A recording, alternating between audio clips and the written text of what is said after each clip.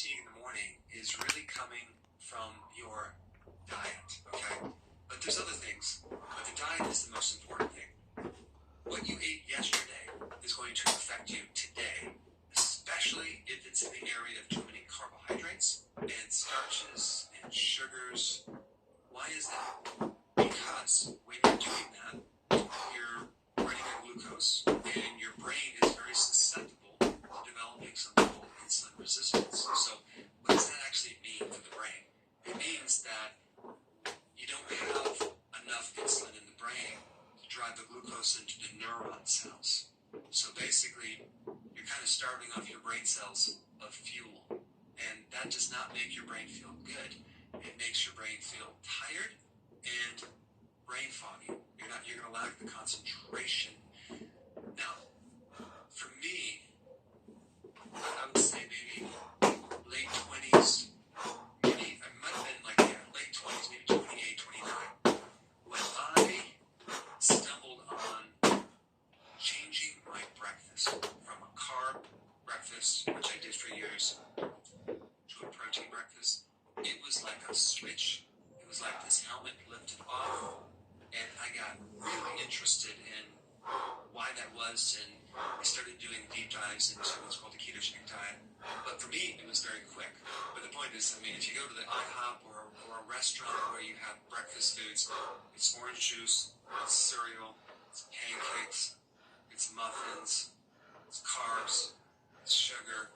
So I know a lot of people are waking up really, really grouchy and really, really tired. So it's not just fatigue, it's your mood, okay?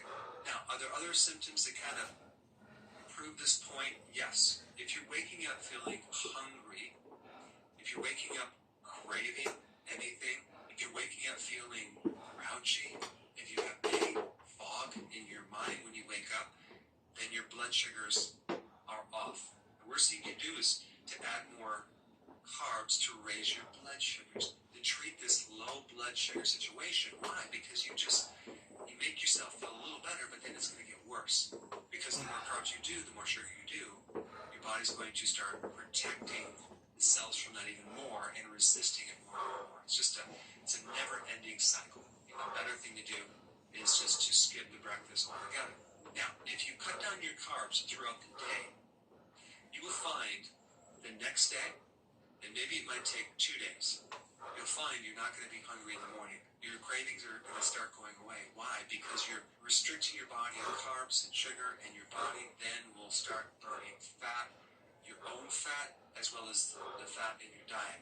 And if given the choice, your brain loves to burn ketones, okay? And that's the byproduct of that. If you wake up with a headache, if you wake up feeling kind of bloated, it could be that you went out to dinner the day before or went out to a restaurant the day before. What you ate the day before has a huge impact on how you feel today.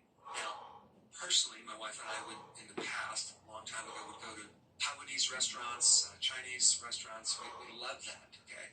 And we ate a lot of rice, and we had a lot of carbs, and we had a lot of MSG, which is a flavor enhancer. And at the time, I didn't even connect the dots, but I would always wake up feeling bloated, retaining fluid, and feeling really irritable in the head, which made me crave certain things and want to do that same thing the next day. I mean, there was even a year I think I had a pint of Ben & Jerry's ice cream right before bed. But if you're waking up feeling nauseous, headachy, bloated, it's usually that. And also stiffness. You wake up with stiffness. It's usually something you ate that's affecting your liver. And if you have a liver issue, you can create a lot of stiffness. Now, a couple key points to help you wake up feeling refreshed is you must do intermittent fasting, okay, and skip that breakfast. In fact, this is what I would do. I would have your first meal at noon and your second meal at least 5 hours before you go to bed. Okay? I mean, even earlier if you could, you will find a huge improvement in your sleep cycles if you don't eat so close to when you go to bed. I mean, you should just prove this to yourself, okay? One day you eat right before you go to bed, next day you eat like at 5, okay? Or maybe even at 4 in the afternoon. And nothing after that. Watch how well you sleep. One of the things that people have temptations and certain cravings and certain habits and they're constantly giving into them. The way that you strengthen your willpower is just by avoiding these things. Okay, and it takes a while, but as soon as you start doing it, you'll get momentum. But to constantly give into the body and just cave just weakens your willpower over time. And don't ever ask your body, what is my body in the mood for? Because it's not going to give you the right answer. The attitude that I use with my body is basically, I'm going to give you the food that you need to survive and get healthy. And I see that my stomach is grumbling, but I'm not going to give into that. I will feed you when I'm good and ready. I have to constantly remind my body who's boss. I mean, it's literally crazy what's happening. People out of control with food. I mean, completely out of control. I mean, you're just letting the bodies dictate exactly what they want at any given moment. So it's a trap. You got to get out of the trap. And you have to start putting in control over your body. And when you start doing intermittent fasting, boy, your hunger goes right away. A couple other things now related to this fatigue in the morning. It's if you're sitting in front of a computer like I am, a good portion of the day, or you're staring at your cell phone or laptop, whatever, you're going to get a couple things happen. You're going to get EMF, electromagnetic fields, that are going to affect your body. And I bought this little tri-field device to detect EMF, and I found the back wall where my bed is had a lot of problems, and it extended this electromagnetic field like 8 feet out from the wall. And so I was sleeping bathing in this electromagnetic field, and I literally had an electrician take the wall down and fix some of the cross wires. And boy, I sleep good after that. So you have that, and then you have this blue light that does not help your eyes. And then you also have the cell phone connected to your head. I mean, that is not good for your brain. Talk about brain fog. And then you also have these things right here, which I hate with a passion, but unfortunately, I have to use them when I'm reading certain things. The problem is when I use them, it makes things worse. So I literally have to take half the day, take them off, and just go for a walk and just look at things in the distance to actually correct some of that. But you might think that you're tired, but it could be just the glasses that are making your eyes tired and making your head tired. As far as exercise goes, very, very important to use exercise to flush out adrenaline and stress and cortisol through the day. It's going to help increase your tolerance for stress. It's going to help you sleep deeper, especially if you do, like 3 times a week, high-intensity interval training. That can greatly help your sleep, as well as long walks or hikes, or even better yet, doing physical work around your house, outside somewhere. Very therapeutic to your sleep and the quality of waking up feeling good. Also, jet lag. If you want to handle your jet lag, it's a real simple solution. You fly somewhere, take about 30 or 40,000 units of vitamin D, okay? And that pretty much resets the clock in your brain. Temperature is another important thing when you're sleeping. It's best if you're on the cooler side. That will help the quality of sleep and make you wake up feeling better. Your mattress. Did you realize you spend 1/3 of your entire life on a mattress? So invest in a good mattress. And keeping the window open, if at all possible, will greatly help your ability to sleep. And lastly, make sure that you breathe through your nose when you're sleeping. I created a very interesting video on that, and I'm going to put that up right here. You should watch that video next.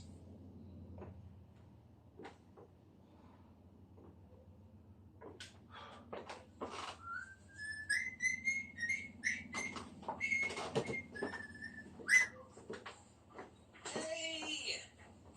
Hello!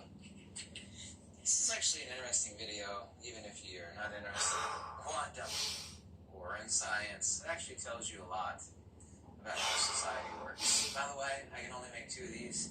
Anybody who's interested in blood red ostrich wallet, I'm making a couple blood red ostrich wallets. Looks like that. It's a gigantic dangerous bird from Australia. Yep. Now, you can go on YouTube and find this video. There's like hundreds of copies on the internet, on YouTube, excuse me, of this video, all over the place. They're the exact same video.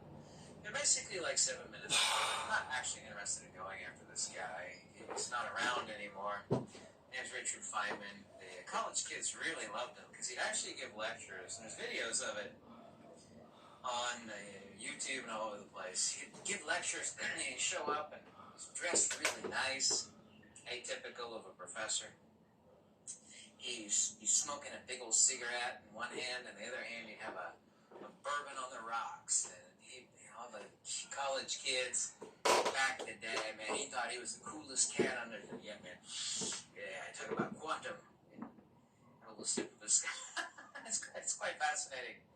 This is about the cult of authority, however. And of course, in a formal debate, there's no such thing as an authority. There's experts and there's novices. Yes? So you should watch that 7-minute video. It's really, really telling. And when I call this guy the god of quantum, that's not my appellation for him. People have actually, many countless people put this guy on a pedestal. I brought a lot of attention to this 7-minute video, and there's an interviewer, but you can't see. And he's asking him some really, really simple questions, no trick questions or anything like that. He says, well, what is this thing when you got two magnets, and, you know, they're unlike like polarity, and, you know, there's this force between them. You flip them over, and they jump together. Very, very simple. So, you know, what is this? What's going on? And he's sitting in his high back chair, Feynman is, and the interviewer says, is the exact quote, so this is a perfectly reasonable question, Feynman says. He wiggles for 7 minutes. He literally does nothing other than wiggle and squirm in his chair, and he talks about Aunt Minnie slipping on the ice. I mean, it just seems too ridiculous. This is the person, the individual that people hold up as the god of quantum. There's nothing in nature that you can point to and say, look at that, it's quantum. He goes, well, what about quantum computers? Like, well, that's ridiculous. That's concept reification. I can call my microwave a quantum heating device. But that doesn't give credence to quantum.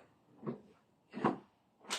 It's just, does nobody have any logical sense anymore? Anyway, there's nothing in nature you can point to and call quantum. That's not my opinion. That's a fact. The so-called quantum computer, by the way, is nothing other than an electrical device. I know how they work and the algorithms and the choice between possibilities. I do know that, but that doesn't give credence to the term quantum. So he wiggles and squirms in his chair. He talks about Aunt Minnie slipping on the ice. And then he starts talking about gravitational forces. Gravity is not a force. It's the inverse of a force. It's an acceleration. To move towards inertia, but we're discussing magnetism here. And then Feynman says, I'm not going to be able to give you an answer as to why magnets attract one another. And he says, I don't understand it in a framework, meaning the interviewer. Basically saying the interviewer is stupid. I can't explain it to you in a framework that you're more familiar with, which is a really fancy, scholastic way of saying, I've got no clue. You know, I could really tell it to you, the answer. You know, because I know what it is.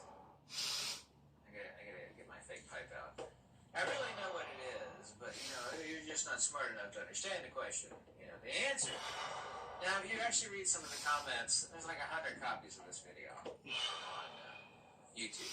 100. Just type in Feynman explains magnetism.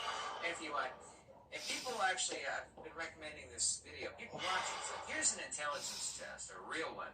Listen to this guy asking very simple, what is magnetism? If you think he explains it, then you really failed the IQ test. I was scrolled down just a little bit like an hour ago, and someone says accurately, so this guy has no clue what magnetism is, but refuses to admit that, which is demonstrably true. You can draw no other conclusion if you have more than 2 brain cells. And right below that, so this guy is literally considered the god of quantum.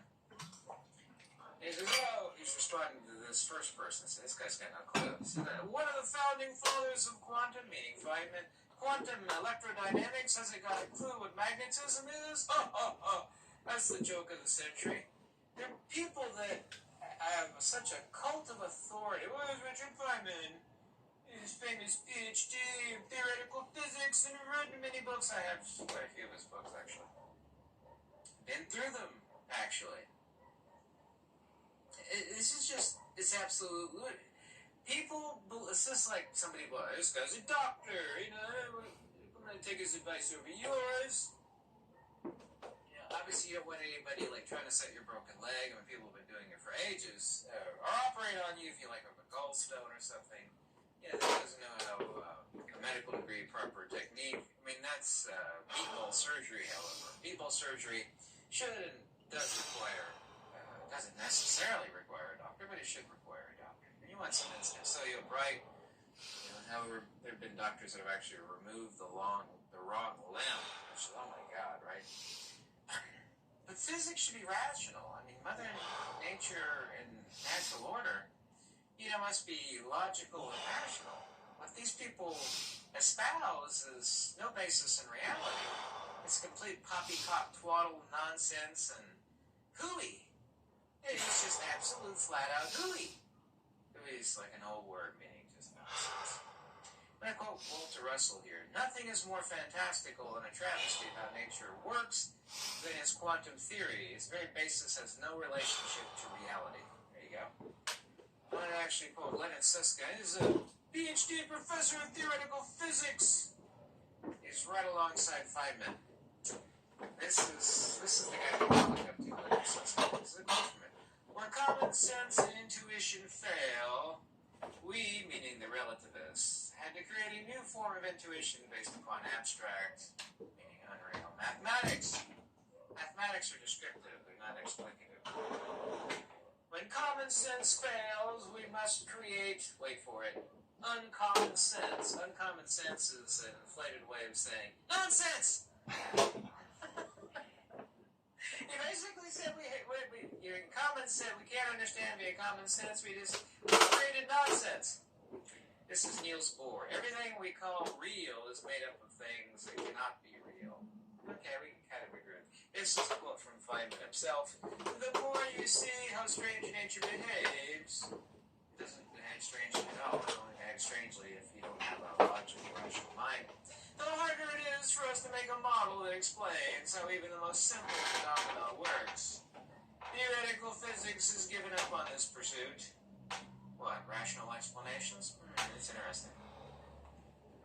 All of this came out from Gilbert and Lewis, and by the way, all of quantum is based on what Einstein called das Lichtquant, based upon the idea of a photon particle which does not exist whatsoever. I mean, I know where they got it from. It's a dielectric compression of the EMR circuit of light. Gilbert and Lewis in 1926 coined the term photon for the smallest unit of radiant energy. This theory then became a so-called quantum theory that was introduced by Einstein in 1905, and its name was adopted by Einstein, called, like I said, once again, das Lichtquant, or light quantity in German.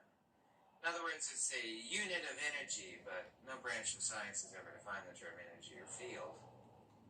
Isn't that fascinating? They never defined field, and they never defined energy. So what's a field? A field is a line of force. Well, that's completely impossible. A line of what? You know, a line is not a thing. It's a concept regarding something else. Force of what by what? A force is not a thing at all, but I've talked about this endlessly. Einstein thought the wave-particle duality, of course there are no dualities in nature whatsoever, implied inherent contradiction. And this is Einstein's quote. It seems as though the muscles sometimes the one silly and sometimes the other. In other words, this wave-particle duality nonsense. But at times we may use either one. We are faced with some kind of difficulty. We have two contradictory, not contradictory at all. These people lack brains. We have two contradictory pictures of reality separately. Neither one of them fully explains the phenomena of light, but together is a do.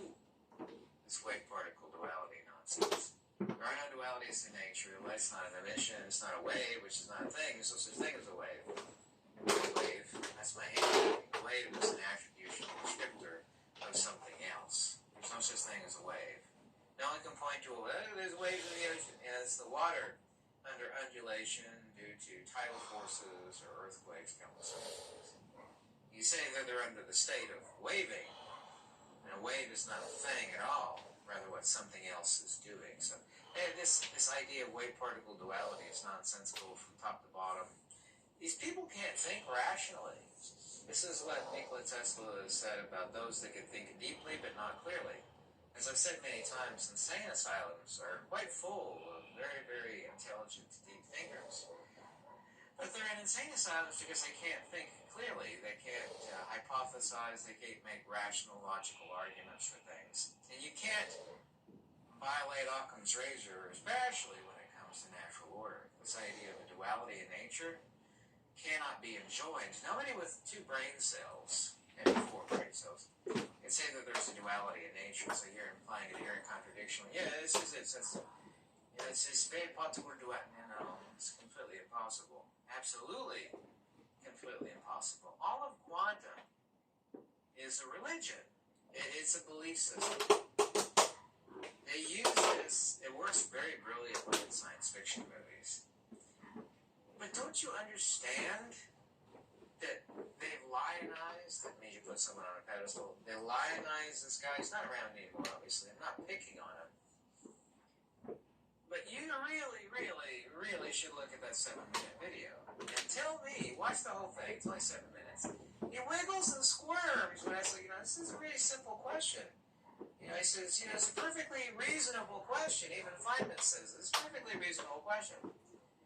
You would have actually come across as intelligent if you said, I really have thought long about this. I don't know the answer, but I really, really want to know. I have a burning thirst and an unquenchable desire to know the answer. Well, there's a smart answer. Don't know. But no. He wiggles and squirms, talks about an old woman slipping on the ice. Why do I keep making reference to this? This is seen, this cult of authority is seen from people that are talking about the climate, people that talk about, here's a doctor, who peer-reviewed your paper? Where's your PhD at? What about common sense, facts, logic, being rational and logical, Stop showing me the diploma that you paid for on the wall, which means nothing. If you can't intelligently synthesize an argument for a position, who cares what's hanging on your wall? Who cares who peer-reviewed your last article or your last book? I'm an expert, an authority. I'll usually say authority. There's no such thing as an authority in a formal debate. You either have the facts